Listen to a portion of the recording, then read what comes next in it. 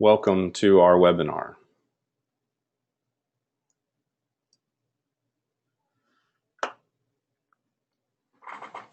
Thank you for joining us today. You're here for PR Unplugged, Q&A with the PR Pro, and I'm Jason Mudd, your featured speaker. I'm the CEO of Axia Public Relations.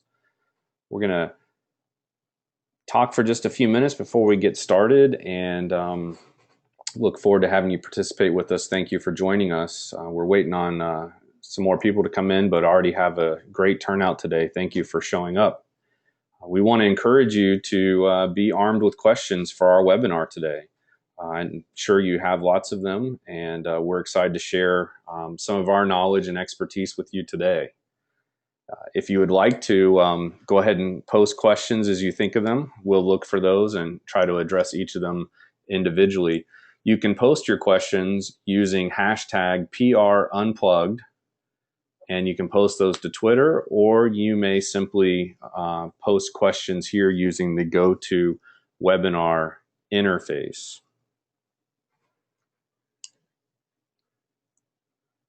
So real quick, everybody, go ahead and just post a question, or I'll ask a question, you guys just post your answer. Would love to know how many people here are reaching our call today through tell me if you're East Coast, Midwest, or West Coast. And if you're from another country, we want to know that too. Welcome, Mario. Thanks for sharing. Mario is on the East Coast. Glad you're here today. And hello, Marilyn. Hey, Marcia. Thanks for joining us. Scott from the East Coast, welcome. People from Chicago, Dublin, Ireland, welcome. Glad you're here. Anybody else want to share where they're calling in from or connecting from today?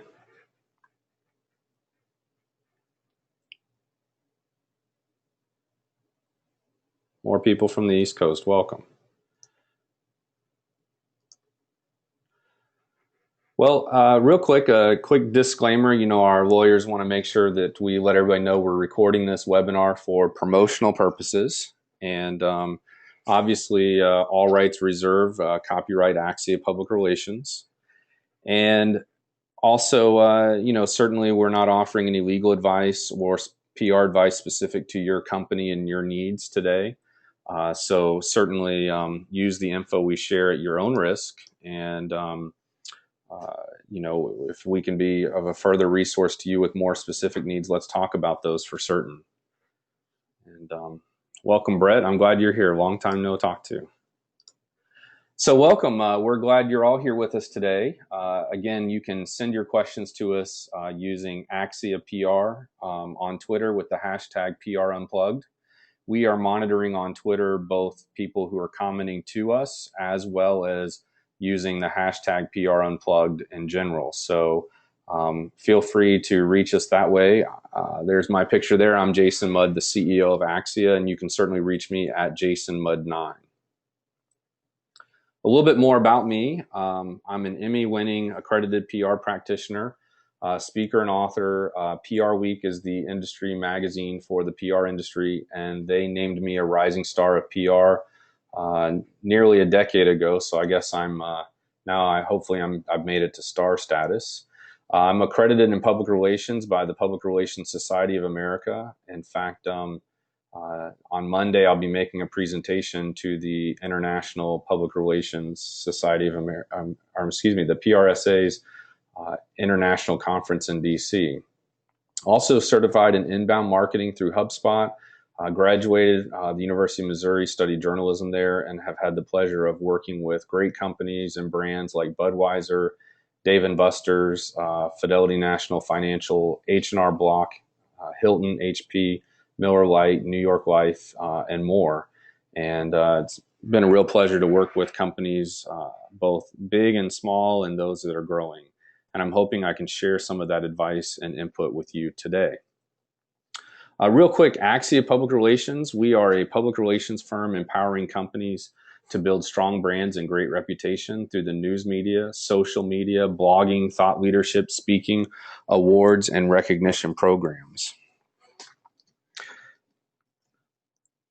And today's agenda are your PR questions. So if you have a question, start thinking about it now and maybe even tweeting it to us. And let's see, we'll talk about today general PR, PR career questions, startup questions for or PR questions from startups. We'll talk about news releases. We'll talk about the news media, social media, crisis. Several of you emailed us in questions early, and I appreciate that. Many of you were just saying, what is this the three T's you keep teasing us about? So we'll get to that as well. And then we'll talk about reputation management, spokesperson training, content, PR firms, and more. And then a bonus of how to respond to negative reviews. I'm sure everyone is concerned about that, and we'll talk a little bit about that here shortly. If you want to ever connect to our other webinars, you go to axiapr.com/webinars, and that's where you can log into this webinar, for example, but also where you can go to register for upcoming webinars. And we've just announced a few new ones. And again, that's axiapr.com/webinar. We try to do one of these every month for our audiences. So let's talk about public relations. As you can tell from the visual on your screen, I assume everybody can see my screen. If not, please let us know.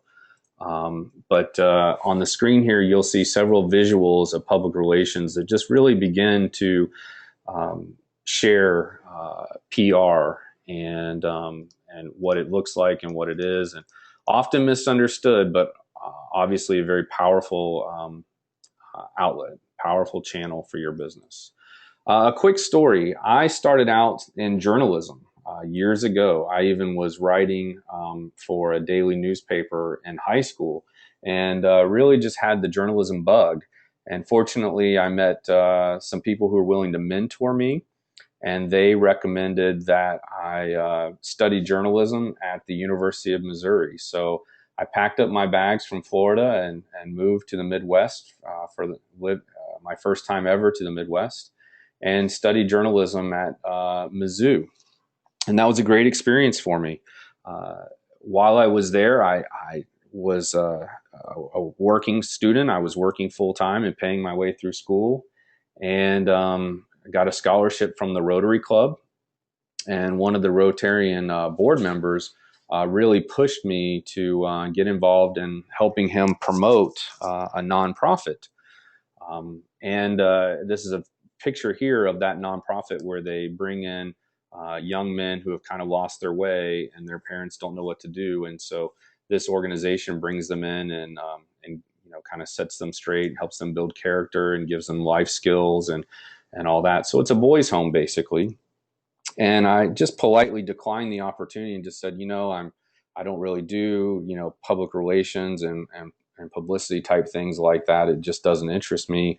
I'm a journalist. And, but at the same time, as I mentioned, I was basically a starving college student, and the gentleman said, look, I'd be willing to pay for your time just to go out there and meet them and just give them a little bit of advice. And the money he offered was good enough to get my attention. And so I went out there and really tried to help them out a little bit. And I just fell in love with their story and the opportunity to use my skills in journalism and communication to be able to tell their story to the public. And it was a story that was worth telling. And I really enjoyed the ability to have that advocacy role that you so often can enjoy in journalism because you need to be objective and balanced, or at least you're supposed to. So this was my first experience and my first foray into PR, and I really enjoyed it. I found that I was successful at it, and so it was really something that I enjoyed doing. And ultimately so it just kind of resonated with me that PR, was enjoyable and something I'd like to do more of. What happened after that is that part of the recruiting to getting me to go to the University of Missouri, one of the recruiters at the journalism school there, told me that they would help me find work when I was in when I was there as a student, and that wouldn't be a problem. And ultimately, the position they had in mind for me was helping with the recruiting office, which was also the alumni relations office, and the career center for the journalism school. And so ultimately, they hired me there and put me to work basically promoting how good the journalism school was. And I had a real knack for it. And people were always commenting how good I was at it. And I still wasn't sure that's what I wanted to do. But after a while, it just started to make more sense that that was kind of the career path for me. So, getting way ahead of ourselves here, one second.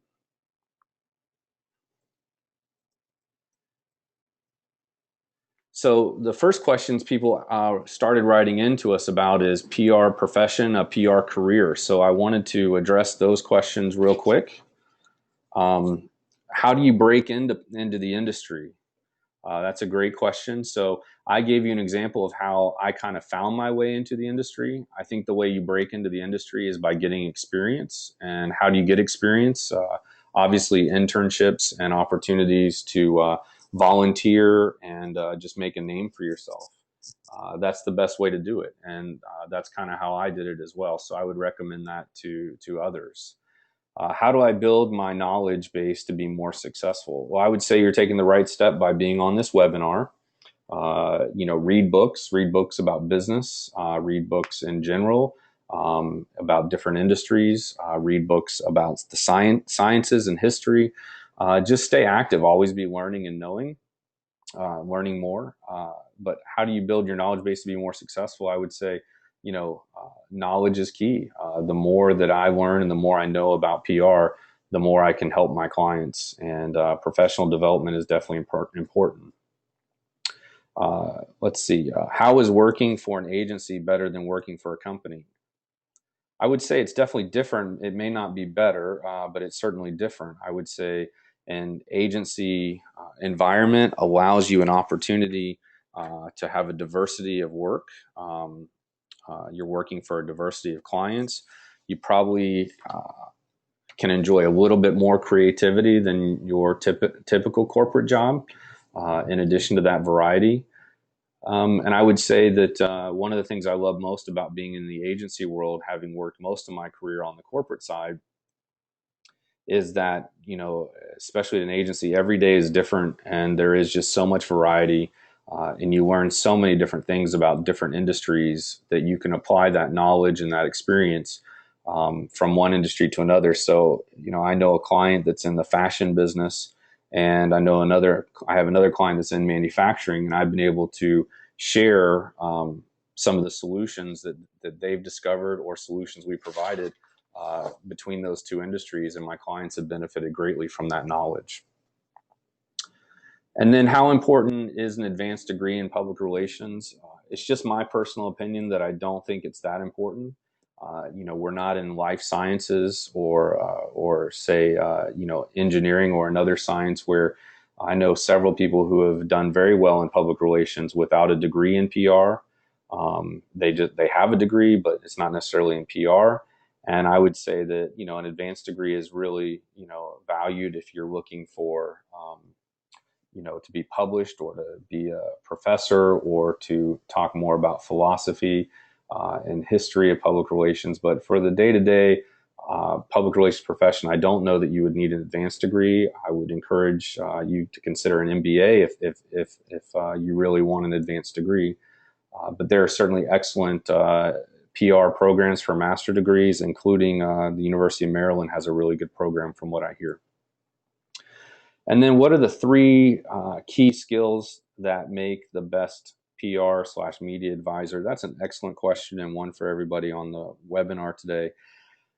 I thought about this a little bit, and the three things that I came up with, and these may not be the three best, but there's certainly three items that come immediately to mind. And the first one is I think you want an advisor of high integrity and ethics. Many of our clients come to us with what would be called in the business world inside information, confidential information that we only know because they've disclosed it to us, and they look to us to be their advisor on a topic. So, especially when the recession first hit, we dealt with a lot of interesting things in 2009. I'll probably never forget that year because we had so many clients who had been with us for years that had never once engaged us in any format of crisis management or crisis communications. But suddenly we had one client, for example, that was a national client, and we actually had 7 crisis issues come up in 2009 with that one client, who had been a client with our firm for about 5 years and had not had any issues at all.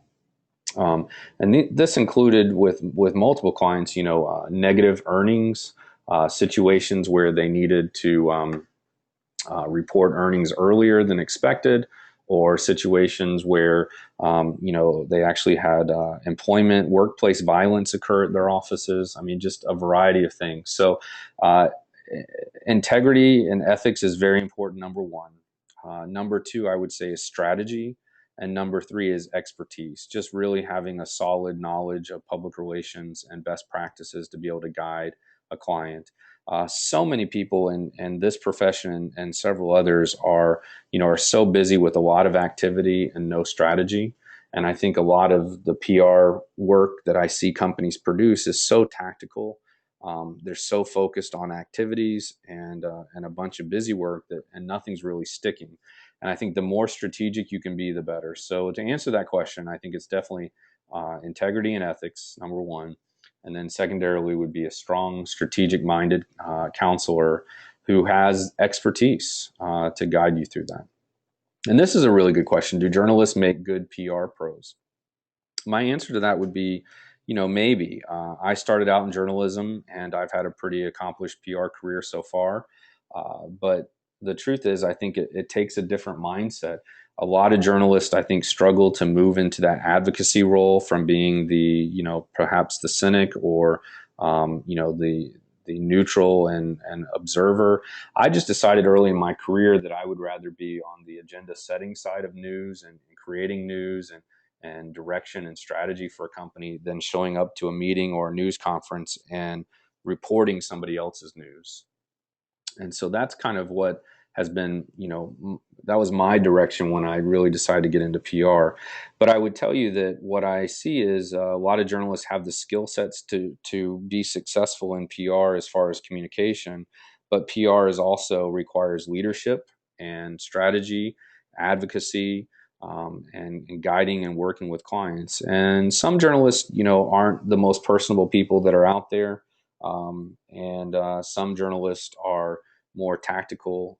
So I think you have to really think, if you're a journalist and you're interested in PR, or you're thinking about hiring a journalist to transition into PR, if you're thinking about hiring that person, I would wonder, are you willing to incur the cost of that training and transition and them learning on the job and some of the potential mistakes from that?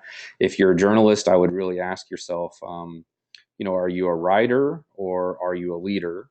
Are you a strategist or a tactician? And are you willing to advocate on behalf of your clients or the companies you might represent? So those are my thoughts there. And again, if you have more questions or would like me to clarify something, please tweet them to us. And also feel free to post a question in the question box, which many of you did earlier when you answered my question as to where you're contacting us from. Startup. We have a lot of startup companies on the line today, and we welcome you. Glad you're here. Some of the questions we received up front was, what's the best way for a startup to handle PR internally until they can afford an external agency? That's a great question.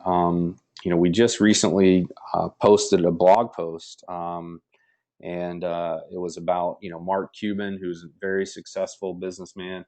He posted he thinks that startups should never hire a PR firm and that it's a waste of money. And obviously, I have a different view than Mark Cuban does, but I actually do have a view that I think PR firms have to be very careful when they do work with startups because of the failure rate being so high of startups. We personally have had, a lot of startups just not have the capital it takes to stay in business and sustain their product entry into the marketplace. And that's really left us in a tough spot financially, where we've made a commitment to service a client, but then that client, can't fulfill their commitment to customers or their fulfillment to our PR firm. So the best way for a startup to handle PR internally until they can afford an external agency, I think you have to have the principal passion. What I mean by that is the owner generally is the best spokesperson. The founder of the company is usually the driver and the visionary. And so I think he needs to become your spokesperson and your PR representative. I'm not sure how great it sounds for the CEO to pick up the phone and pitch his own company or himself as an expert. That can be really off-putting to many people, but that's where you have to start when you're running a micro business or a startup, and that's all you've got to work with. So I think Mark Cuban's issue with startups hiring a PR firm, I think it really comes down to you know uh, it's a convenience in some ways in his mind. I think that you got to build that sweat equity as the entrepreneur and really focus your energy on selling and building and promoting your own business. And if you're just dealing it out and delegating it to other parties when you don't have the revenue stream to justify it, I think that's where a lot of startups go cash poor and broke. So I hope I answered that question well. I think it starts with your CEO and your visionary, and you do some of the basic stuff that we'll talk about in this webinar. And should startups work with a PR firm? I kind of answered that. I think the key thing is making sure you've got a sustainable budget for the PR firm. One thing we'll probably talk about a little bit later is there's a theory that a company should never hire a PR firm that's smaller than your company, and I actually I disagree with that. I think you should always hire a PR firm that is smaller than your company. And so if you're a startup, you might be a 1 or 2 or 3 person company. Maybe you have 0 full-time employees. Maybe you have more than that. I think what you have to do is really find the solution that fits your budget and your needs, and that might start off with a stay-at-home parent who does some PR from their home, a freelancer, or something like that. How do you begin a good PR campaign? We're going to talk about that in a little while, so I'll hold off on that question. And what's the best way for a startup to get media coverage? Some people really feel like startups get a bad rap because there's not a lot of interest in media coverage for startup companies, but I've seen the opposite. I mean, you just have to really stand out um, and differentiate yourself and be very clear about what does differentiate you. You have to have substance and substantiation, otherwise it's just fluff. And that applies to big companies that are on the call as well. Is you can't just say that you're the best and not have a reason or a way to measure that. And so I think the best way for a startup to get media coverage is to really focus on what makes you different. Why are you starting the business, and who's going to benefit from it? It's not all about you or your company. It's often about the marketplace and the community, or um, consumers, and how they'll benefit from whatever your product, your startup is pushing. So let's talk about news releases real quick. Is it a press release or a news release? So when I was an intern years ago, I remember I was pitching a story to a TV producer, and I said to him, would you like me to send you the press release? And he said, why don't you send the press release to the newspaper and send me a news release? And I was really taken aback by that, and he was pretty gruff with me. And so I'll never forget that. And honestly, people who know me will tell you ever since then, I've been calling them news releases. AP style, which is the style of news writing that PR people should use and that newsrooms use. AP style prefers the term news release over press release. But I can tell you that people Google and search online for press release. And so if you're trying to optimize your website like we do, we have to find the balance of following AP style and the balance of what humans are going to enter when they're actually searching. So press release is the more common term, but the more modern and appropriate term is news release. And then what are the components of a good news release? That's a great question. We have a blog on our website, which I'll share with you after this call via email. We'll make a note to do that, to email you guys that are attending a link to an article we have on our website, on our blog, called Sharing Your Company's News, Anatomy of a News Release. And in it, we cover what's a good components of a news release. But certainly it follows inverted pyramid. It's got a news hook. There is your contact information at the top. Some people put it at the bottom. I recommend the top, and I've even seen some folks put it both at the top and the bottom. And when you put your contact name, you want to put a couple of options to reach you. Email, phone, cell phone, office, Twitter. I'd recommend at least two options. I personally don't like putting my email on any document that's going to be widely circulated and potentially uh, posted online, but that's just a personal preference. And in that blog post, we'll talk about, people don't care that the boss wore a Hawaiian shirt and, grilled hamburgers for the employees last month. It's just not interesting outside your company. And, maybe that the CEO's daughter is, performing the national anthem at the NFL football game. That's interesting probably to him and his family, but probably not something that the business trade is going to pick up on. Maybe a blog mention or something, on a very small blog or like that. But most news releases are written in inverted pyramid. You can Google for what that is, but that basically means where you put the most important information at the front, and then as it trims down, you share more information as the article goes on. But the news release should definitely have a headline. It should be catchy. I would recommend people spend a lot of time on the headline. Um, and certainly don't overlook the importance of a headline as well as the subject line if you're going to email it to a reporter. In addition, I would consider subheads and bullet points to make it interesting and attractive to the reader. But it needs to be also clear and concise, as well as make sure you have you know the five W's. Who, what, when, where, why, and I like to add how. Um, and I think that is going to be very important to the person reading. There's also media advisories, which are similar to news releases, but they're written more for the media to be aware of something. And again, I would just encourage your news releases to have substance, to follow AP style, and to make sure that you've got a boilerplate or a paragraph about your company in the news release as well, typically at the very bottom. Moving on, expected a lot more questions from our audience about the news media, and so take a moment, please, and send in questions you might have. But one question we got is, we summarized it here, but why won't the media cover my company? Well, the truth is, I think if you look at what the media covers, they're typically covering larger companies, and then they're covering people and events and the elements of news. And there's about 10 elements of news that journalists like to use, and one of them is called prominence, meaning how prominent is a company or individual in the community, how well known they are. That's how People Magazine and other news outlets like TMZ make a living, is covering the prominent. So they don't really cover people you've never heard of.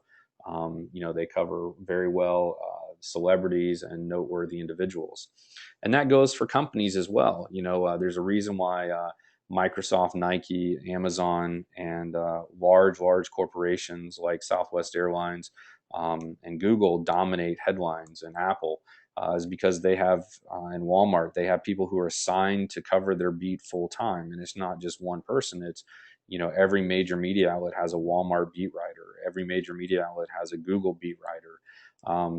And so, a lot of times, even medium to large companies, but not global companies, expect that, just by hiring and doing PR, they're going to get coverage. But it's really what's in it for the newsroom, what's in it for the media, and then ultimately what's in it for their audience and their consumers. So why won't the media cover your company? Well, probably because you're focusing too much on the company and not enough on the value for the reader or the community.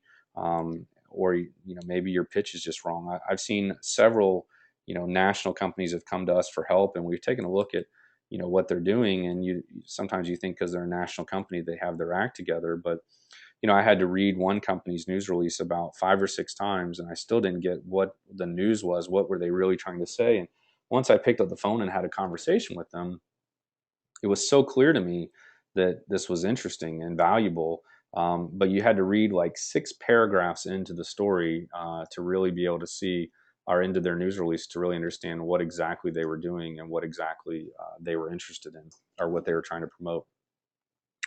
Why doesn't the media get back to me? You know,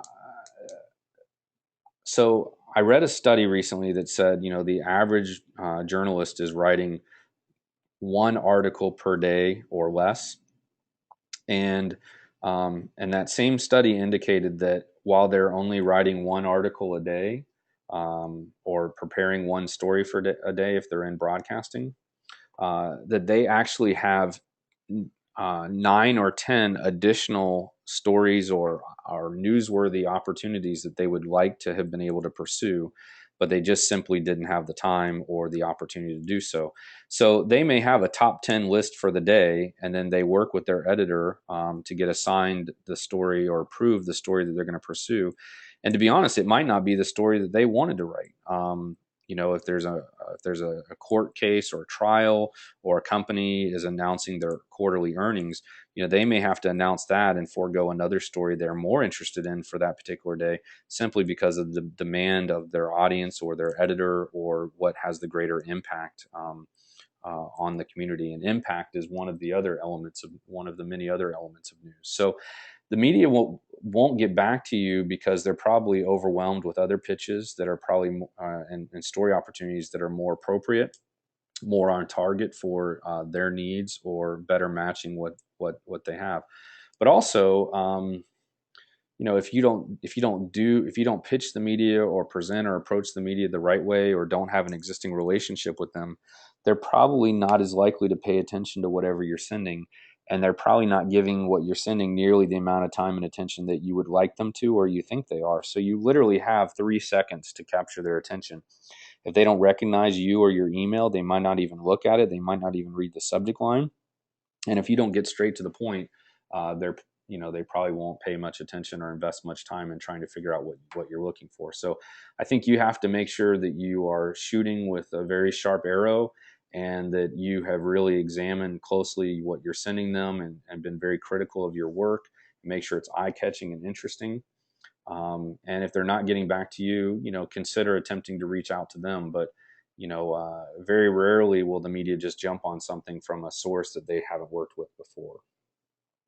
Should I worry about being misquoted? I would say, by asking that, that's a good sign that you are concerned about it, and that's a good spot to be. I think if you handle media interviews carelessly, without proper preparation, without being media trained, and you're just very relaxed about what you're saying. There's a saying, loose lips sink ships. And my recommendation is that you never say anything to a reporter that you don't want published or printed or aired. And that includes the before, after, and during, the interview itself. And many times I've had clients say to me, oh, I wish they wouldn't have mentioned that, I'm building a new home. That's something that's kind of private. Or I wish they wouldn't have mentioned, that I'm diabetic, or whatever it might be. And the truth is, the fact that you said it gave them the opportunity to mention it. And so 9 times out of 10, if you wish they wouldn't have mentioned something, then you probably should have wished that you didn't say anything. And so my recommendation is, prepare your key messages. I usually recommend you have an index card prepared with the 3 to 5 key messages you want to say early and often during the interview, and you stay on those messages. And if you're asked a question that's off topic, you try to steer it back. And that's something we offered as part of our spokesperson training service that we offer. We call that Media Master. And there's more information about that on our website. But ultimately, we will be doing a webinar in the near future on spokesperson training. So we encourage you to participate in that. And then I already answered, do they read my emails and my newswire posts? And the answer is probably not, unless they know you already, or unless they're looking for your news. One tip I would give you, those of you on the webinar today, is that in my experience, the most successful pitches come from already having a relationship with that contact in the newsroom. In addition to that, I think calling or emailing or tweeting or messaging them, and I like calling myself personally, calling them ahead of time to let them know that you're sending something and you'd like for them to give it their attention, really brings to me more attention to something they might not even look at. So even if so let's say you left them a voicemail and said, hey, I'm sending you some news. I think it's interesting. I'd like to, get you to cover it. I'd like to tell you more about it. even if they get that message after they've already deleted your email, it does give you a second touch and a second chance to remind them of that news. Or they might hear that voicemail first and then go looking to see if you've sent it to them yet. So it gets them warmed up to it and it gets their eyes out for it. And I've seen a lot of success over the years approaching it that way versus just sending out a mass email.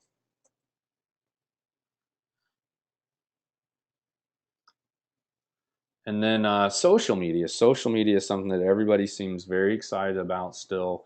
And we'll talk about social media a little bit more when I talk about trends in PR. But obviously, social media is very powerful, very influential, very important to your brand, and something you should definitely be part of. And so, someone has written in and asked, "How do we plan for social media?" And I appreciate that question. The way you plan for social media is you really identify, and you see several logos here on this screen. You really want to identify the social media outlets that are most interesting to you, but more importantly, most interested to your audience. And then you figure out how to speak to them through that audience and what your company voice or individual voice is going to be on that channel, and also, what's the strengths of communicate and weaknesses of that channel as far as communication goes. So you've got to keep that in mind and really use the channel as a way to leverage the channel and its community to speak to them. Um, I think most people start out with too broad of a plan for social media. They try to accomplish too much with too little resources. And I would say start small and work your way up and test and tweak as you go through that entire process. Um, for my business, for Axia, LinkedIn is very critical for us because that's a B2B community. Twitter is important, and so is Facebook. But we obviously will post a lot more to Twitter than we do to Facebook. And we're just careful about how we approach each individual media outlet, and you should do the same. So if you're a B2B company working with, say, a lot of blue collar folks, or even chemistry, which I know there's some folks on the line that are on the webinar that fit that category, you're going to market yourself a lot different than, say, people who are, consumers that you're trying to target to come to your retail store or buy your retail good. So I would say the other thing about social media is I'd make sure you have buy-in from your organization of how you're going to handle that. And that leads us into, what about employee social media policies? Get one, but you should definitely have one. And something we'll offer to our webinar participants is we will send you a link to a um, template that we have for social media policies, which make it real easy to build your own social media policy if you don't have one already. But you could have a social media policy, and if nobody knows it, nobody sees it, nobody talks about it, then you can forget it even exists. So what we do at our company and encourage our clients to do is to put it in the employee handbook, to host a recorded webinar like this, training your employees on the social media policy, give them examples of good and bad behavior, and then you've got to remind them and continue to reinforce and share those policies. um, I can't speak for companies that are on this call, but I can speak for some of my clients that I know have terminated employees, terminated vendors and distributors and affiliates of their company for violating social media policies. And but if people don't know about the policy, it's hard for them to follow them. And then training employees to use social media. I think that's a kind of a twofold question. You want to train them on the policy first, and then you want to train them on how to use it and get, like I said earlier, give them best practices and examples of how it works, how social media works. So and how you want your brand engaged online, and how you want to represent your voice in your company. More questions. Let me see. I've got one here from Marcia. And she's asking, for a small business, how does one keep up with all of the social media, PR, Twitter, LinkedIn? Is one site more important, effective than another? Um, yes. So it can be overwhelming, absolutely. And So I think you need to figure out who your core audience is, who are you trying to influence, and each department in your company may have a different audience. So HR might want to talk to employees and potential candidates that they're recruiting to the company.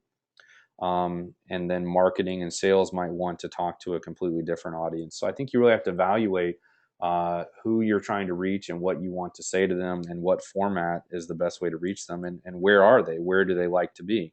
Um, how do you say?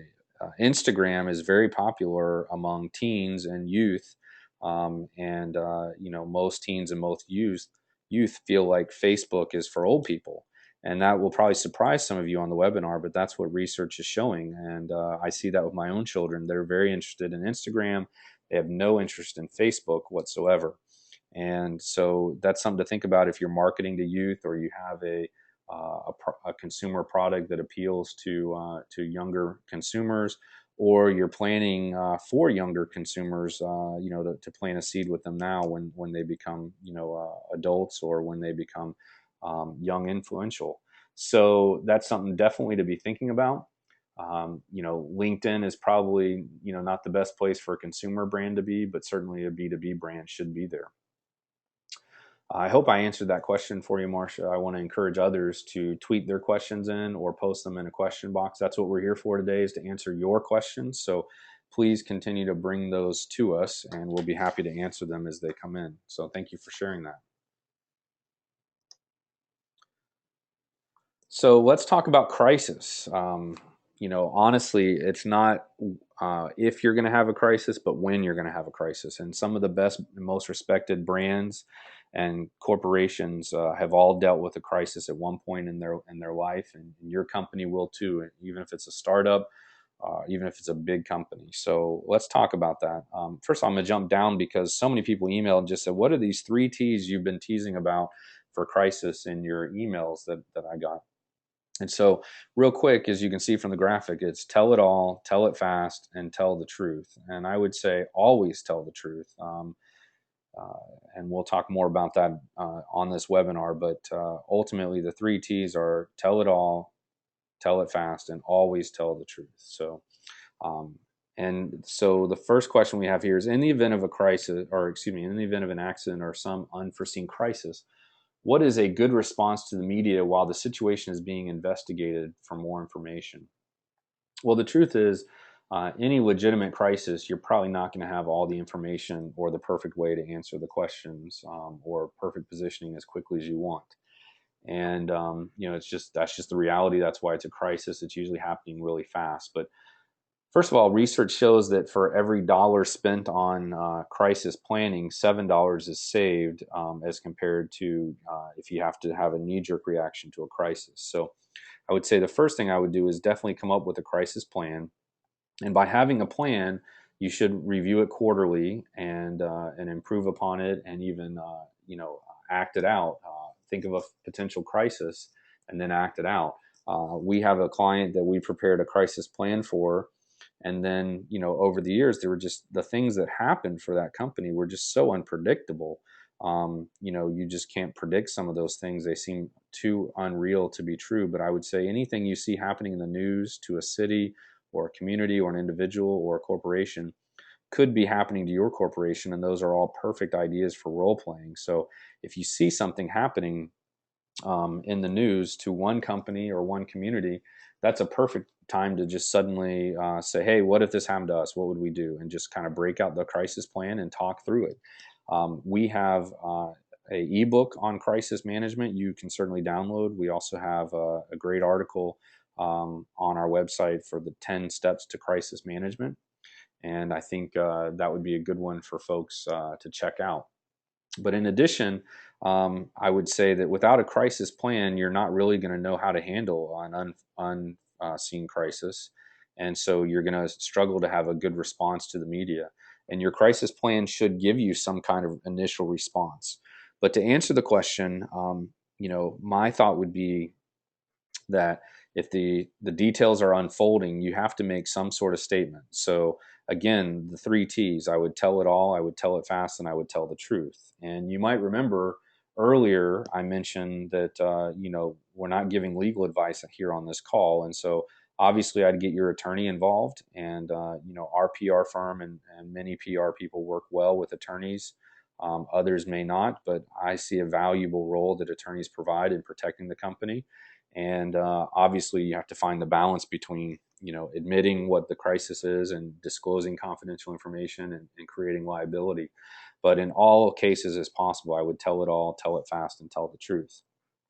Um, I want to just address one more thing with that question. So a good response to the media is going to be, this is what we know. We're looking into more details. Until we have facts, we don't want to operate on assumption or conjecture or say something too premature. And that's really all you need to say. But I would add one more thing, and that would be give the media some guidance as to when you're going to know more information. Don't let it linger as a forever maybe. Instead, say, I will update you again by 5 o'clock, or I hope to have the information to you before noon tomorrow. Let them know what your next action step is with a corresponding timeline so that, you're being fair and reasonable with them. If I didn't fully answer that question, feel free to post a follow-up question and we'll address it. And is there a time when you should decline any comment to the media? I think that's possible and maybe a very reasonable response, but I think some comment is better than no comment, and you would never want to say no comment. That cliche term that you see so often because it often gets replayed and just reflects poorly upon that person and the organization they represent. So instead of just saying no comment, you could just simply say, we're not prepared to address that at this time, but we will as soon as possible, and likely that will take place, by 5 o'clock today, tomorrow, 2 weeks from now, next month. Just give them some sort of reasonable expectation without, over promising and under delivering, but also at the same time without putting them off to where, that turns them off. But I also think it's important that somebody is going to talk and the media is going to find someone to talk to you. And I'll tell you a quick story. I was representing a global company and they had a crisis occur. It was over the holidays, and we had had great success, kind of keeping it under the radar. Um, but eventually, well, it was before the holidays, but eventually, right on the holidays, Christmas Eve day is when the news started to get trickled out. And what happened is, um, somebody outside the company heard about the news and they took it upon themselves to make a few phone calls to the media. And so it was literally Christmas Eve, and I get a phone call from a major news outlet saying, we've got this story, and I have to work Christmas Eve. I don't want to be working Christmas Eve. My editor doesn't want to be here, but we've got to produce something, and this is the best story that we've got. And my editor has given me the direction that I need to start calling shareholders, executives, managers, employees, anybody that I can find until I get someone to talk about this with me for a news story I'm working on. And we just said, we said, well, the issue is a private matter, which it was, and we're opting, not to participate in media interviews at this time out of respect for the family and let them handle it. And that reporter said okay, and then called me back and said, he basically said, look, I've got in my hands a copy of your client's annual report, and it lists who the major investors are, who the board is, and who the executive leaders are. And like I said earlier, my editor is requiring me to start calling these people. And I'm going to call them one by one until somebody talks. And eventually somebody's going to talk. And he's right. Eventually somebody was going to talk. So I asked them to give me an hour to speak to my client and get back to them. And so I couldn't give them an answer. I couldn't give them a comment, but what I could give them was, a timeline that I would get back to them. So I called my client and conferred, and my recommendation was, and they agreed, that somebody needs to talk so that we can avoid interrupting the holidays with employees and executives and shareholders and even institutional investors, from their holiday. And so we decided that I would go ahead and be the spokesperson on behalf of the company, which I didn't love, but the truth was that most people who could do that were out of market or just unavailable because of traveling, either on a plane, etc. So I ended up doing media interviews on Christmas Eve, and I stepped out of my church for their Christmas Eve service when I got a text from a TV crew that they were outside. And so I literally went outside and did a series of interviews. I think I did three back-to-back interviews through, on camera, and then I did a couple more by phone. But the irony was is that at the moment church was getting out, the last live truck was pulling out of the church parking lot. And I was very thankful for that, because the last thing I needed was for everyone at church to start asking me why there was a live truck in the parking lot during Christmas Eve service. And my holiday was interrupted on behalf of my client, but that's what we do in the PR profession. So those of you that are listening who are interested in a career in PR, it is a 24/7 profession. Many of my folks on my team, we keep a bag packed in our vehicle at all times in case we have to jump on an airplane to go deal with a crisis like that. So it's kind of an always on, very busy and active profession. So I hope that helps you get a little bit of color about PR and about how to interface in a crisis. And an example of how, we literally thought that crisis had blown over, and just through the grapevine or news, it really started to break. And we had to manage it and solve it quickly. So reputation management, this is a hot topic in public relations. In fact, our webinar we did last month was on reputation management. It was very well attended, and people are really excited about this. When I speak to conferences and business groups and associations, as soon as we start talking about reputation management, we get a lot of questions, and there's a lot of energy in the room and enthusiasm about it. And mostly because I think people are worried about their reputation. Social media and apps have allowed consumers to really have a strong voice, whether they like or dislike a product, whether they like or dislike a company. Um, they can really share their opinions loud and clear through social media and through online complaint sites. And this includes sites like Glassdoor, Complaints Board, Ripoff Report, Better Business Bureau, Pissed Customer, Yelp, and many other brands like that. And if you're in PR, this is a big, important gorilla that you need to really be looking for. It's not going to get any easier. It's going to get more challenging. We have clients that are worried about their product reviews on Amazon and other retail sites in addition to their company's overall reviews.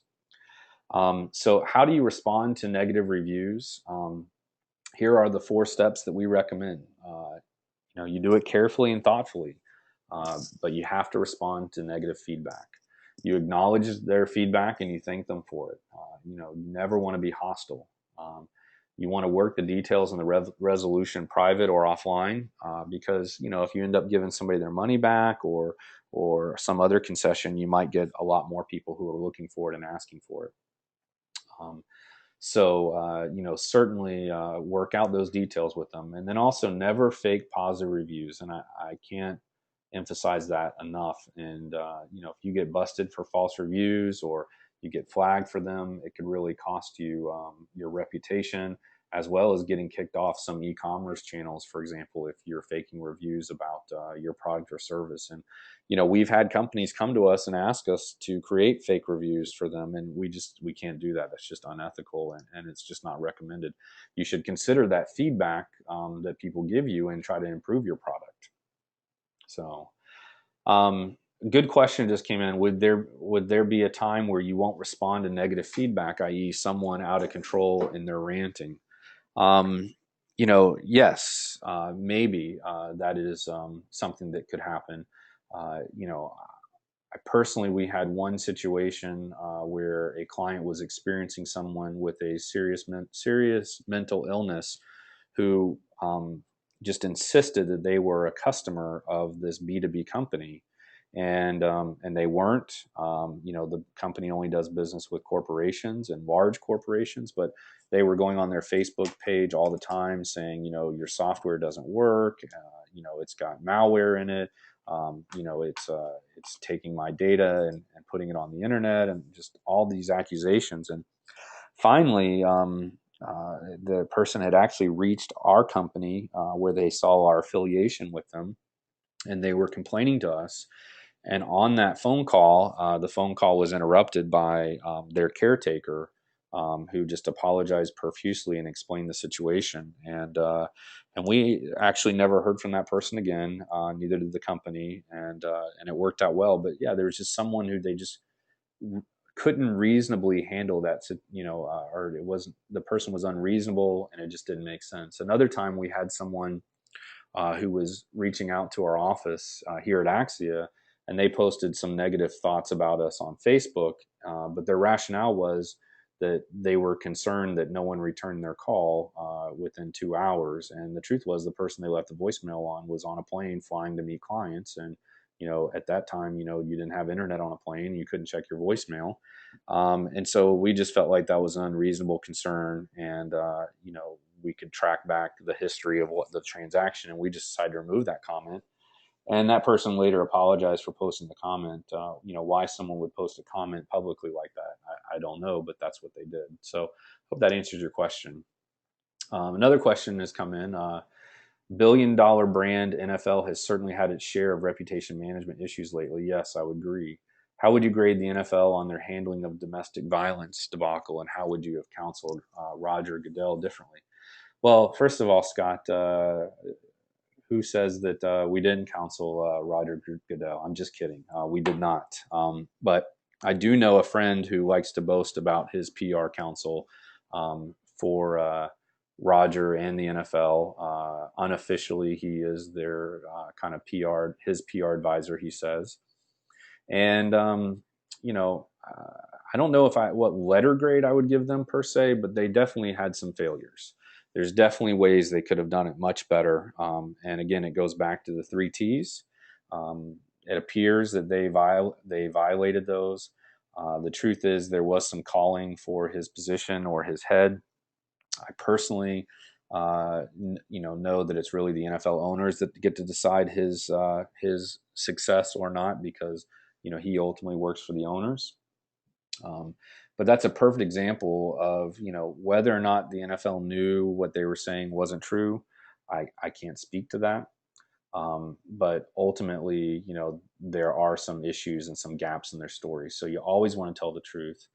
But yeah, the NFL is struggling there. We posted a blog post not about this, although that's something we normally would have done. But instead, we posted a positive story about some of the things the NFL has and does do right. And so they blew this one, but they do other things right. And no company is ever going to be perfect, I have to be honest. So another question that's come in is, where does the feedback stop? You respond to the negative feedback in a professional manner, and they come back with more comments. So that's why we're recommending that you never you work the details and the resolution private or offline. So hopefully you can, move onward from that. But this is tricky. I mean, it really is tricky. It's not easy for any company to handle. I would take a look at what other companies are doing. That deal with this all the time, and look at what they do well and look at what they do wrong and what you would do differently. Um, so, for example, one time someone I know complained about a fast food restaurant and how their food came out on a new entree item that they had been promoting. One of their new items came out was burnt. And so this is a fast casual restaurant that specializes in selling chicken. And they had this new product line they were offering. And anyway, one of my friends just tweeted and said, "Hey, I went to this restaurant and the food came back burnt." And she goes, a pregnant lady was she's pregnant. She said, that she was having a craving for that particular food, and when it came burnt, she was pretty disappointed. And I just replied to her tweet and I said, you know what? I had the same exact experience. I ordered that same item. It came out burnt. I was very disappointed. Well, it didn't take long for the company to reach out to me through Twitter, which was very surprising to me. And they said to me, hey, we're sorry to hear about it. Could you, we've now followed you. Could you private message us through Twitter the store that it happened, an approximate date, and any other details? And so here's what happened. I just want to share. The other woman who had the experience the negative experience too. She was at a different location than I was, and she got a call from the manager who apologized and explained and said, they're working on improving it. It's a new menu item, but regardless, they messed up, and took well care of her at the store. The message I received from the chain said that I would be hearing from a manager as well, and I never did. And that didn't really bother me. I wasn't expecting to hear from them, but it certainly was a fail on their part, because if it was important to me, then I would have a negative experience in my mind. And so I think that's important. I will tell you that I've used Twitter in the past for help with other matters. And I think Twitter is a very, very powerful medium for communicating with consumers. And I'll give you a couple examples. Specifically with your cable and internet provider, I've had problems with mine in the past. My grandfather was getting charged unnecessarily for an extra modem that he didn't have, and when he would call, they would say, "Oh, you have this. Our records show." And he's just kind of he's old, he's elderly, and he didn't want to deal with this, and it was stressing him out. And so I just posted on Twitter, and I just said, "Hey, I got my elderly grandfather's having some issues, can't get it resolved. Who can I talk to?" And they immediately got back to me, within a matter of hours, and I'm on the phone with people who can make things happen, and we just made it go away. They just clicked delete and said that product is no longer, in his residence and no longer charging him. And another time I've been, flying, and we've been, at the gate for my layover, and the plane's just not there. The plane's not there. There's no flight attendant or anything. And I tweeted to, the airline and just said, "Hey, nobody's at this gate. We're supposed to take off. What's going on?" And, they asked me a few follow-up questions, and literally the problem got resolved. And I do think it was because we were able to alert at a high level someone who can take care of it. So good questions. Thank you. Please let them continue to come in. So spokesperson training. Um, uh, and I think sometimes people confuse spokespersons with spokesmodels and celebrity endorsements. And I can see where those might be somewhat related. But let me clarify that real quick. To me, a spokesperson is someone speaking on behalf of the company, and a spokesmodel or a celebrity endorsement is someone who is just endorsing the product or speaking well of the product in a paid capacity, specifically for their lending their name to the brand. And so spokespersons and, spokesmodels and celebrity endorsements can range depending on the definition of the individual, or the prominence and fame of the individual and the celebrity. So, an A-list celebrity can cost millions, and a B-list or C-list or just a relatively unknown celebrity can cost you, thousands of dollars. Um, I've had um, I've had a client who wanted to have Jimmy Buffett play at their corporate retreat, and we got a quote to have Jimmy Buffett play at a private event of $1 million for 1 hour. And we were very surprised by that number. But what we learned is that Jimmy Buffett just really doesn't like doing private events. So he puts the price so high that hopefully no one will ask him to do it. We've tried to have, for another client, they wanted, or actually the same client wanted Duck Dynasty celebrities to come to one of their events. And, the rates for that depended on the prominence of the individual on the show. The more prominent stars of the show, were, an asking price for, 1 hour, was the high six figures. As high as $750,000, and as well as private jet accommodations to and from. And there was a couple others we could get for much less, and so as low as $50,000. So it really just depends. But that's still, to me, a lot of money to have somebody come to one of your events for 1 hour. But what is a good employee policy? So a good employee policy is that no one talks to the media, except for individuals who have been authorized and trained. Another good policy is that no one speaks to the media who hasn't been trained and who isn't authorized on an individual case-by-case basis to do so. Just like the social media policy, you've got to create it, you've got to train it, and you've got to promote it, and then you've got to reinforce it, quarterly, and remind people about it. What happens when someone unauthorized speaks to the media? That is going to happen. And so you've got to prepare for that. You've got to have consequences for that. But you've got to continue to communicate to your team and your employees who is authorized and who is not, and what to do when someone from the media does call. And Going back to a question that was asked about no comment, here's the thing: they're going to find somebody to ask, and I can tell you if the story's big enough, they'll call people at their home on Christmas Eve. They will wait outside of someone's, outside of your parking lot, or they'll come into your parking lot or your lobby, or they'll talk to customers in the parking lot of your retail store, or they'll follow, people home. I mean, it just depends on how big the story is, but I think we all remember the Casey Anthony trial in Orlando, where the media was camped outside of her parents' home, and waiting for them to come to and from, and observing them and watching them, and just constantly being under that pressure.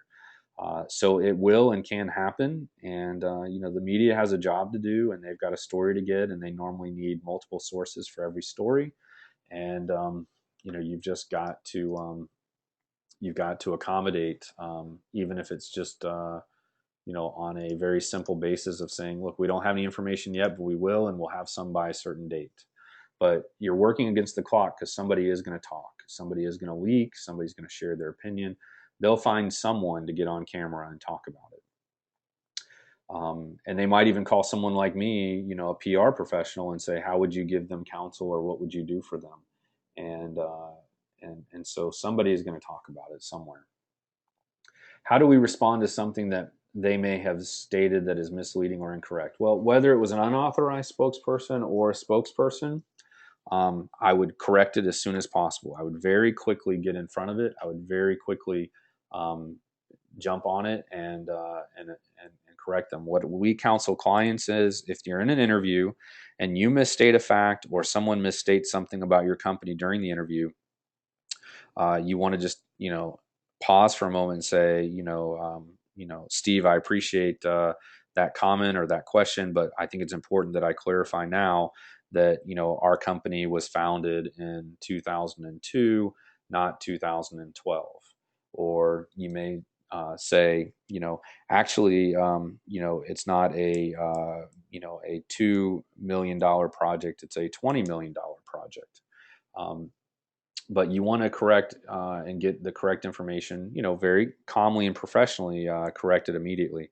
The other thing I like to do is I encourage people that if you are talking to the media, let them know up front. And I've done this many times in my career. I've said, look, I'm not an authorized spokesperson.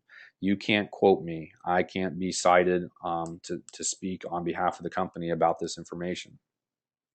But what I can do is tell you that this is the information that I know, and then I share the facts with them. But I just say, you can't attribute that to me, but it's good background for your story. Now, it doesn't mean they can't. They'll always honor that, but they should do their best to accommodate it. What I've seen people do in that case, and I've been quoted in that case of saying, a person close to the company, or a person within the company, or something like that. But ultimately, if someone says something misleading or incorrect, I would correct it as soon as possible. And then I had a question from one of our participants. What are the PR content must-haves? That's a great question. It's a little broad, so I hope I address it properly for you. If not, please feel free to ask questions. And if you're listening while I'm answering this question, take a moment to send in more questions to us as well through Twitter or through the question console on your GoToWebinar control panel. The best content PR needs is, really your online newsroom. Everything is online nowadays. So, people ask me about media kits, and, the truth is, not a lot of people, our newsroom folks, have time for media kits anymore. I certainly don't recommend preparing print media kits. I would definitely recommend that much of the information that would be found in a media kit be on your website, whether that's actually in its own section called Media Kit or Online Media Kit or Online Newsroom. But a good online newsroom or online media kit and PR content should include at a minimum company backgrounder, a one pager on your company, maybe a link, your boilerplate or something a little bit longer than that. It should have, in my opinion, executive bios for your management team, your top leadership team, uh, as well as fact sheets about your company, product sheets about your products, uh, articles that have been written about your company. And I know some PR people would disagree with that. They would say, don't show off what other media outlets have already done about your company or your product, because that might turn off other outlets. So they might see that, oh, the Wall Street Journal might say, look, USA Today and New York Times have already covered this company. Let's do something that they haven't. We don't want to be behind them and have them outscoop us. And I get that, but at the same time, they might look at it in the other way and say, "Goodness, this USA Today has already written about this. So is the New York Times. This is seems to be a legitimate and newsworthy company." So that can go either way. I also think online should be your blog, and then the contact people within your PR marketing group or whoever would be the person that the media should call. Everyone in your company, in my opinion, should know who to direct the media to. So if the media rolls up into your parking lot or onto your company property, security needs to know how to handle that. Your receptionist needs to know how to handle that. Your maintenance employees, who might be the first people that they bump into, all of your employees need to know when the media calls. This is what we do. And we have clients that operate restaurant chains. We have clients that operate 250 stores across America. We have another client that has 300 branches across the United States. That's a lot of people to have knowledgeable about that, but you've got to get it done. And there's going to be situations where the media might call a restaurant and start asking whoever answers the phone questions, and you don't want that hostess or that server speaking on behalf of the company. PR firms. These are a group of questions we got from people for the webinar. So when do I hire a PR firm? Uh, I don't know the circumstances of your business and where you are right now, but I would say every company, in my opinion, can benefit from PR. Not all companies, including startups, can afford a PR campaign.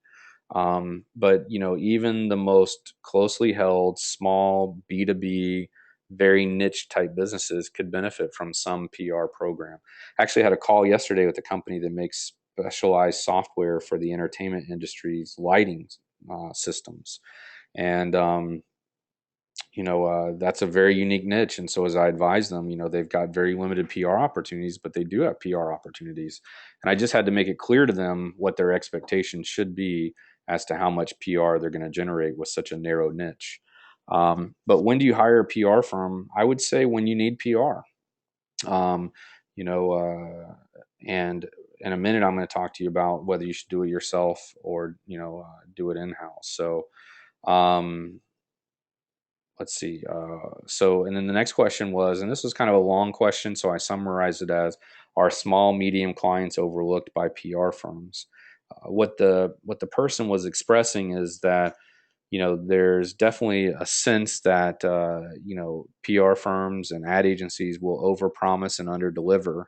And I'd say yes, you have to be very aware of that. That I hear that all the time from from clients that have been with other firms, or just in general, that when you meet with the agency, you might meet with some of the senior managers, but then once you hire them, then you get delegated down to more junior people. And that I've heard that before with engineering firms and law firms and architecture firms. And my answer would be to that you want the best people on your team doing the work. And, there are going to be situations where bigger firms are going to, use more entry level labor.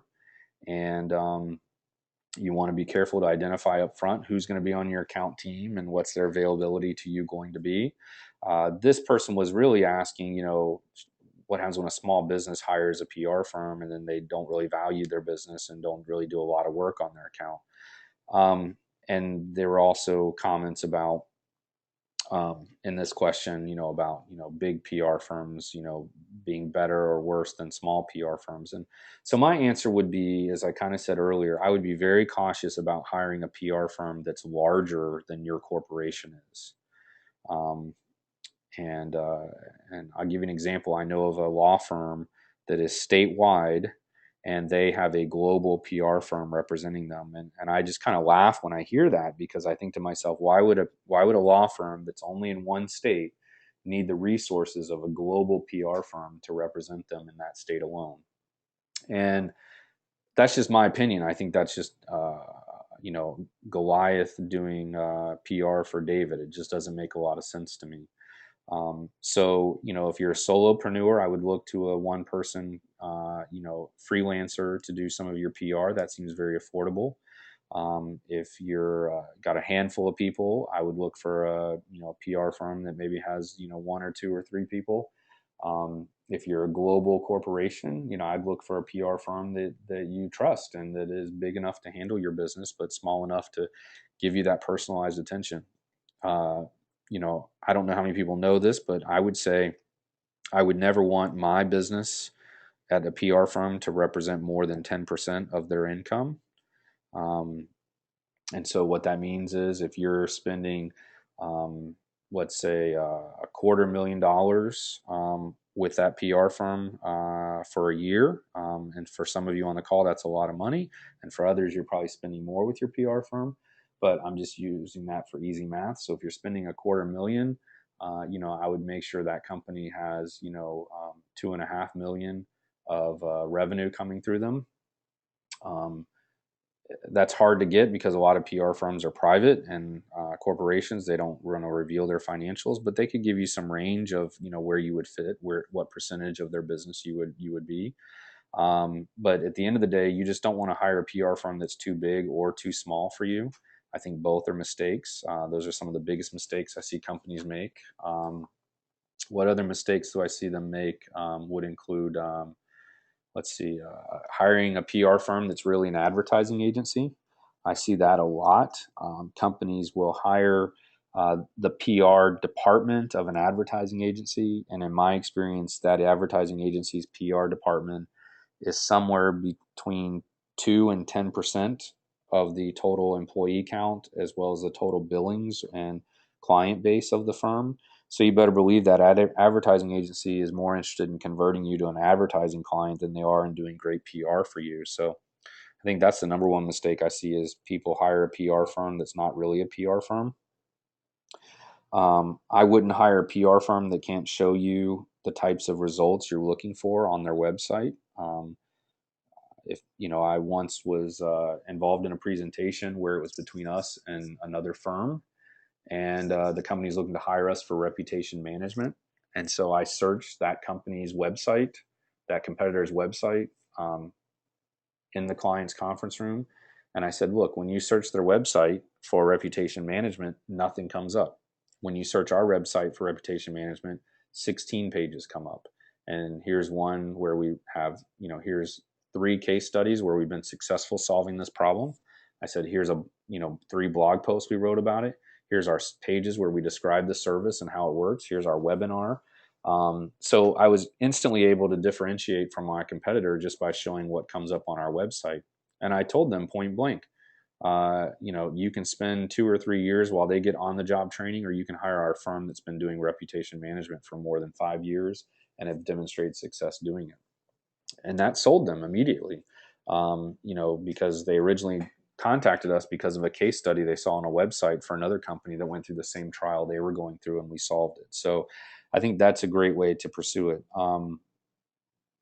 And then this other link we have, is it better to do it myself or to do it in-house? So we have this link here. Check it out. It's bit.ly/PR cost.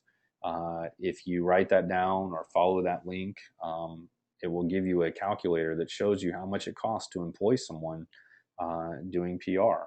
And you can customize every field that's on there, but it includes costs like training and overhead and IT and software and computers, recruiting, salary, taxes, benefits. All of those things you'll be paying to that employee, or you could earmark it for a PR firm. And I'm constantly amazed how quickly that calculator adds up. And because we wanted to vet it and make sure it worked well, we actually had an economist review it and give us a glowing remarks on it. We hired a staffing company and an HR consulting company to look it over. We hired a business consultant to look it over. They were all very pleased with what we put together there. And I think you will too if you spend a little time with it. And so that gives you an idea of what it really costs to have somebody internally do PR.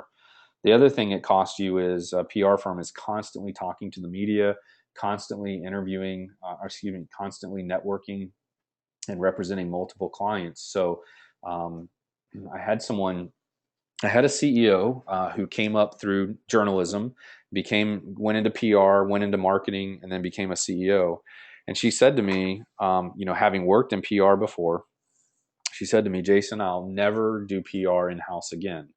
And she used to do in-house PR. And she said the difference a PR firm brings to the table, having a reason to talk to the media every single day, is very, very powerful. So what she was saying is, there's first of all, my staff doesn't have the time or the interesting information to be in front of the media on a weekly basis, but a PR firm does.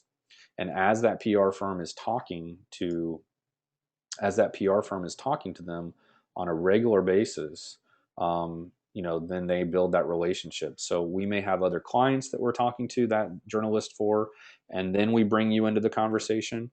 But the point is, we have an active, ongoing, warm dialogue with them on a more regular basis. And it's tedious for you to have to call them and not have much to share. And eventually you're going to stop calling them and building that relationship.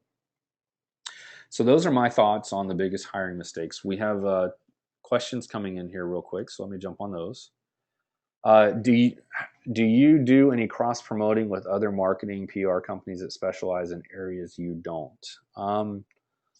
So I'd like to know more about the specifics of that question, but yes, many times we're a PR firm only. And so oftentimes we're either bringing an advertising agency in to help our client, or our client has an advertising agency in place. In fact, we just secured a national client who, part of their process of selecting us was having us interface with their marketing firm, their ad firm, because their ad firm is so important to them. And the good news is we had a great reputation. The ad firm had already heard of us and who was already in favor of hiring us before we even got to the table. And so we certainly don't try to do everything. I think that's one of the challenges of a PR firm, or the negative stigma of PR, and why PR is often misunderstood is because so many people try to do PR and they try to do everything: brochures, websites, video production, advertisements.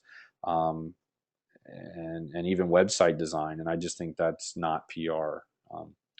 Have you hired companies that you weren't happy with? Is that why you feel this way about it?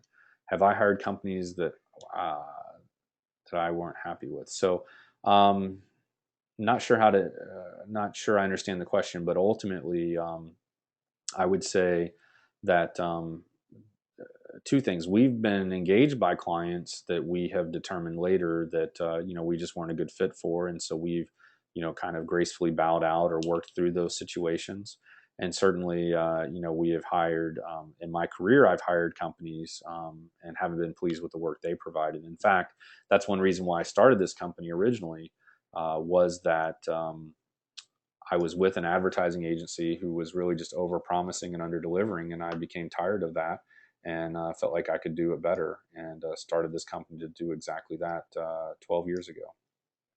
Let's talk about RFPs. Somebody wanted to know about RFPs. We'll go through these quickly. Should we do an RFP for PR? My personal opinion is I wouldn't. RFPs are really designed to buy commodities like staplers, pens and pencils, and computers, where you're buying them in bulk and you're looking for certain specific specs and you're spending a lot of money on it. we get RFPs with some frequency, and most of the time they don't even, do the right thing of respectfully explaining, what their, revenue is or company size. They don't explain any details about their budget or investment capability. And I think that's not the right way to approach it. We as a PR firm have to make a business decision if we're interested in pursuing your business, and if you can't give us some direction on your vision and your investment capability, then we can't make a business decision. Um, it's very easy for us to spend 40 hours preparing a proposal, and so, that 40 hours is very valuable. That's time we could be spending working on other clients and doing paying work. And so, an RFP can cost a PR firm easily, thousands of dollars to even pursue, not to include meetings and other things that would happen, in the pursuit of that business.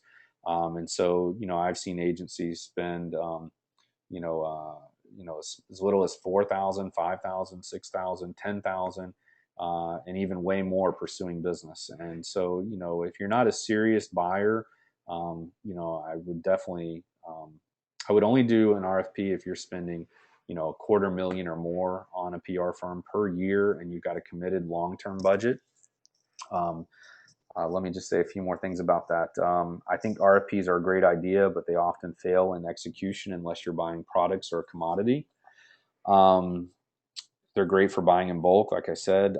PR is more of a relationship and cultural fit than I think you can, solve on paper and through a procurement process. You wouldn't issue an RFP for a caretaker or a maid or an advisor. If you're hiring let's see, and if you're hiring for low price, make that clear in your RFP or your communication, because some companies, like mine and others, we won't compete on price because we have to provide a unique solution to every client. And the other thing I think you should do is definitely pre-qualify companies. I know a community college did an RFP to 46 companies and individuals. And as soon as we heard that, we just bowed out. That was just way too crowded of a cattle call. You should let them know in your RFP why and how you moved, you selected them, and how you pre-qualified people before you reached out to companies, before you reached out to them. So I think I answered everything here. You should definitely include your budget. And what attracts PR firms to RFPs? Well, new clients and new opportunity. It's very exciting. But most PR firms are not structured where there's somebody waiting for an RFP. So what happens is somebody has to move off of an account to focus on that new business opportunity. We've always had somebody earmarked to be the lead person on new business and make sure that they're not focused on client work. And we found that when you try to mingle the two, it just doesn't work out. So, RFPs take a lot of time. And what I found, to be honest, is most of the time, even on the client side, they learn and grow to hate the RFP process. So I would figure out what you need and what you're trying to do. I would do informal meetings with a few agencies. And I would find which ones you like the best and which ones you feel meet your qualifications, and then ask them to prepare a proposal. But I'd keep it relatively informal and highly relational if it were me. I'd love to talk more offline with anybody who has more questions about that. So we're starting to wrap up a little bit here. PR past, future, and present. What's been the biggest change in PR in your 20-year career? I would say, obviously social media jumps out as what everybody wants to talk about as being the big thing. I'll just tell you that I feel like social media is great, and when done right, it's really good. But the truth is, social media is not the game changer I think a lot of people want to make it be. I think it's a shift. I think that it's a new tactic. It's a great tactic. It's a great channel to use. But the same fundamental principles of solid strategy, good communication skills, and everything a PR person needs to be were already in place before. And it's just creating a more direct channel and a more, 24/7 type channel to communicate with your audience. So I think at the end of the day, the profession hasn't changed much, but the tools have, and the demand for intensity have increased. What skill do you think is more important to clients today? A strong PR advisor or a strong media advisor? I would say a good PR advisor is also a strong media advisor. That's my opinion, and I think smart companies need to have both. And you can, we like to hire experts at Axia. I think that's very important. We don't need a bunch of generalists. And so when we have a client who has a specific need, we have an expert to get them involved in, and then experts can jump in and out as needed and be on call as needed. So hope I answered that one. Among healthcare, charity, and political PR, what's next? What's the next 10 years look like? That's a good question. I don't have a crystal ball, but here are some of my thoughts. I I sense that healthcare is going to be big and continue to get bigger as we have the Affordable Health Care Act. We have more and more technology and tech innovations, and more challenges of HIPAA and privacy and electronic medical records and hacking. And they say the most important thing in your wallet, the most valuable thing in your wallet, is your health insurance card, and that those things go for more money than your credit cards and are more valuable than your driver's license because they doesn't have your picture on it. You can go and get medical treatment with somebody else's insurance, and then you're hard to track after that. When I think of charity, I think of the Ice Bucket Challenge, and that's a great example of how PR can be very effective for a charity. But as many of you know, that same organization, attracted some cynical people and some critics. But I think as our economy continues to grow and improve, that charitable donations will continue to become competitive. Yet people will open their pocketbooks a little bit more, but they will become more discerning and more cynical about those donations. I think that's important to keep in mind if you're considering working in PR, if you're in PR at a nonprofit. And then political PR, politics is getting, more and more ugly every day. I don't have a lot of interest or following in politics. Our PR firm doesn't do any lobbying. We don't do any political campaigns. We don't do any government affairs or government relations. So we kind of stay away from that for many, many reasons. But I hope that was helpful. If you have more questions before we wrap up, go ahead and tweet them to us, post them in the question box, or follow up with us later. What do companies spend on PR? So this is interesting. Let me tell you, earlier I gave you a thing of what does it cost to do PR in-house. This resource is awesome. So this will let you, if you go to this website, you can fill out a form on our website, and we'll get back to you and tell you what your industry is spending on PR. It's not as comprehensive as we would like, but we got this data from a major university study on public relations. And I'll just tell you the quick answer, but I have to give you a disclaimer. The disclaimer is that every company, every industry is different. Every company and every industry is different. So what's good for your company or industry may not fly for another one. And I think that's important to keep in mind. You might be, let's talk about advertising for a minute. Personal injury law firms spend a lot more on advertising than, say, B2B law firms do, right? So you can't just give a number out there and have it be relevant. There are some personal injury firms that spend $3 million a year in one city on advertising, and there are other personal injury law firms that spend zero. So it just varies. But what I have seen from studying this report for many years is that companies will spend, and this is just very, very fascinating to me, and you have to kind of follow me here for a minute. Some companies will spend as much as 5% of their sales on PR, on their revenue on PR. But what if you're a startup and you have zero sales, right? Obviously, if you spend 5% of zero, you're going to have $0 for PR. So you have to be careful when I give these percentages out, and you have to be careful when you hear these percentages because they may not apply to your specific business. But the bigger the company is, the less they spend on PR as a percentage of their revenue, but also the more they spend on PR overall. So I know of companies who are spending $1 million or more a month with their PR firm. I know of companies that are $500 million a year companies that are spending $42,000 a month with their PR firm. We have clients about that size that are spending half that with our PR firm, spending $20,000 a month. We have clients that are 10 times that size that are spending about that same amount of money. So it just really, really depends on the company. But here's what I've seen. On average, among big companies, they are spending between as much as 1% of their revenue on PR, and they're spending as little as 1% of 1% of their revenue on PR. But these are large global companies with those numbers. So there's limited data out there. But if you fill out that form on our website, what we'll do is we'll match your company up to an industry. The industry you specify, we'll match it up to your revenue size, and then we'll get back to you with what our research shows. It'll be the best picture we can give you based on the information you share with us. So miscellaneous PR thoughts and questions. If you have them, share them. I love this quote, which is, "What do you do? What do what you do best and outsource the rest." And Bill Gates didn't say it exactly like that, but he did say that, and it's something that I take at heart at my own company. So we do not have IT on staff. We do not have accounting on staff.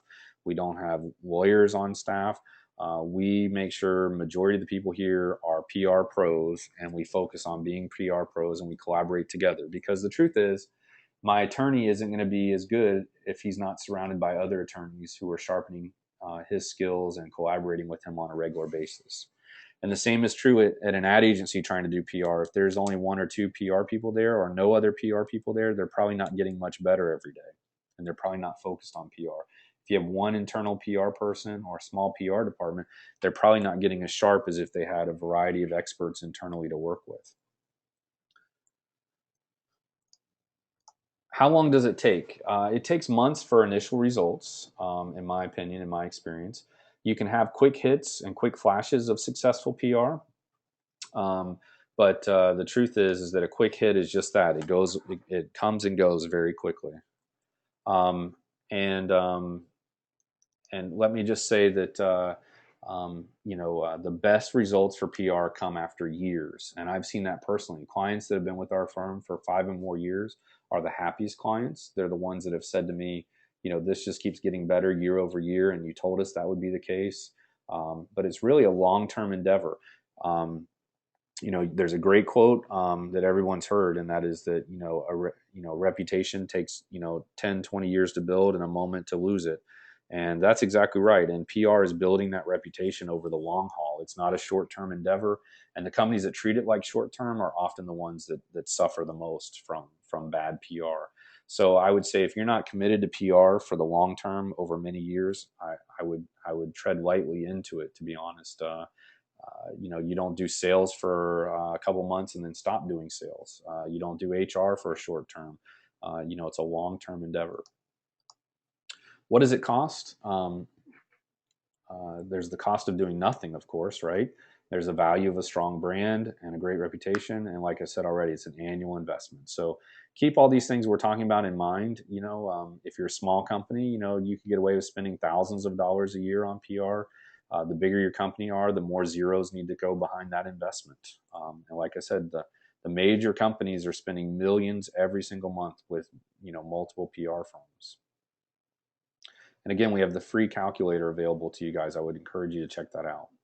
How do we get started? So there's a 4-step process, RPIE, Research, Planning, Implementation, Evaluation. That's pretty self-explanatory. But when we work with a new client, we spend 30 days on step 2. And then we do some ongoing, research and planning. But within about 10 days, we start the implementation period. And we continue the implementation month over month, year over year. And then we like to do evaluation sessions with our clients quarterly just to see what everybody's experience has been, if we're headed in the right direction, what's changed in the company, what's new, what's different, where are we seeing the most results, and where do we need to make tweaks. And I find those sessions to be very valuable. Highly encourage you to revisit your PR plan and your PR direction on a quarterly basis. If you do it more often than that, you're changing it up too quickly. In fact, I would recommend that you just look at data quarter over quarter and let a few quarters exist before you really start making major changes.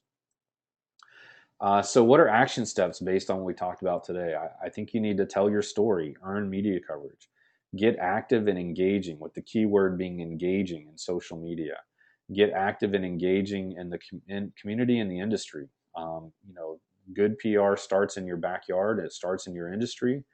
Um, and that actually reminds me, just real quick, one of the mistakes I think people make in hiring PR firms is they hire PR firms that really only have experience in their own backyard. So if you're a national company, make sure your PR firm demonstrates a focus or capability in national PR work. Maybe they have experience in your industry, maybe they don't. But not all industries have PR firms or PR pros experienced in it, so it may take some learning, but ultimately just make sure they can demonstrate experience. The other action step, if you're not blogging, you should be blogging. Blogging is extremely powerful. Google loves blogging. If you're trying to get on the internet or search engine, which I think everybody is and should be, PR and media coverage and blogging is a great way to do that. We actively blog and have benefited from it greatly, and I'd encourage you to subscribe to our blog at axiapr.com/blog. We are truly demonstrating best practices in blogging there, and would love to offer a webinar or a consult with anybody interested in learning more about blogging. And then create more content through blogging, through news releases, through media coverage, and through your social media channels. Encourage customers to give you good reviews. I can't emphasize that enough. If somebody gives a compliment to your sales team or your service team or customer service or your retail store, make sure everybody's equipped with a card to give them to say, hey, thanks for this positive feedback. Please share it online. Please go to this website to give it. If you're collecting reviews and surveys and stuff, you want to give them, people who give you favorable reviews, an opportunity to share that through social media. And you want to be very intentional about doing that.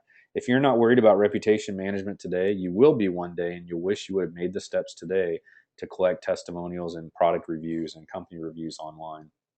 And then I would encourage you to speak to your industry, your community, civic groups, business groups, associations, industry conferences, trade shows, etc. And then seek awards within your industry, your community, both nationwide and local where you can. Does all that sound overwhelming in everything we talked about today? Well, then keep calm and hire Axia Public Relations. We would be interested in talking to you more if you're interested in what we talked about here today. You can't possibly do all this on your own, and we recognize that. There's a reason why billion-dollar corporations outsource to PR firms. There's a reason why small companies use PR firms, because you want to hire experts. You don't want to pay somebody to have water cooler talk and go to sexual harassment training and other obligations that you have, and benefit enrollment meetings. What you want is somebody who knows the industry well or knows PR well that can guide you through those PR challenges. And many of our clients, especially at large corporations, they tell us the real value our company brings is the outside perspective, to be able to guide us and make sure we're not just drinking our own Kool-Aid, and to tell us and be cynical and to be honest with us. Last call for questions as we're wrapping up. And just send them in however you want. And thank you. A couple people have commented saying, I'm blogging about this webinar. Well, good. That's great. Awesome. Please be sure to link back to our website, axiapr.com, in your blogs and your social media comments. I want to take a moment to thank you, our attendees, for listening today and sharing your questions with us.